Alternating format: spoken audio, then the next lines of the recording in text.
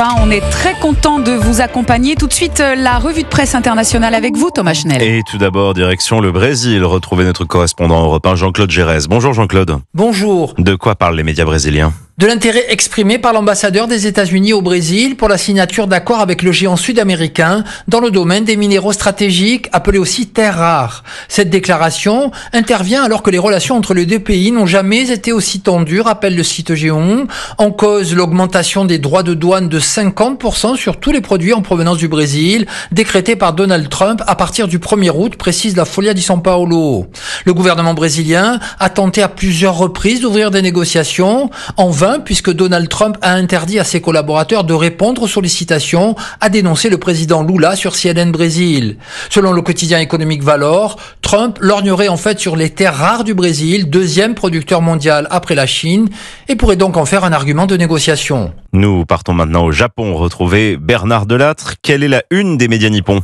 Une première depuis la catastrophe de Fukushima. 18 000 morts et 150 000 déplacés en 2011, rappelle la chaîne NHK. Un nouveau réacteur nucléaire va être construit, non loin de Kyoto. La presse se déchire à son propos. Le quotidien financier Nikkei ainsi que les journaux conservateurs Yomiuri et Sankei applaudissent. Ils jugent la relance de l'atome indispensable pour assurer la sécurité et l'indépendance énergétique de l'archipel qui importe beaucoup de pétrole du Proche-Orient. Vital aussi pour réduire les émissions de gaz à effet de serre, le Japon ayant énormément de progrès à faire en la matière. Mais les quotidiens de gauche Asahi, Mainichi et Tokyo Shimbun, eux, fustigent un basculement historique inadmissible. À leurs yeux, ce sont les énergies renouvelables qui doivent être privilégiées et non le nucléaire. A fortiori dans un pays qui, selon eux, reste traumatisé par la tragédie de 2011. Et dernière étape ce matin en Grèce avec Clémentine Athanasiadis. Quelle est l'information principale ce matin ? Eh bien, des nombreux incendies qui font rage dans plusieurs régions, écrit le quotidien Ika Semerini, au nord-est d'Athènes, dans le Péloponnèse, mais aussi sur les îles de Bé, de Cythère et de Crète. Les pompiers et les habitants luttent contre les flammes et les vents forts, continue le journal. Le quotidien EFSIN évoque des images dystopiques et déplore des maisons et des commerces incendiés, des pertes importantes pour les agriculteurs, les éleveurs ou encore les producteurs d'olives, mais aussi des dégâts écologiques incalculables.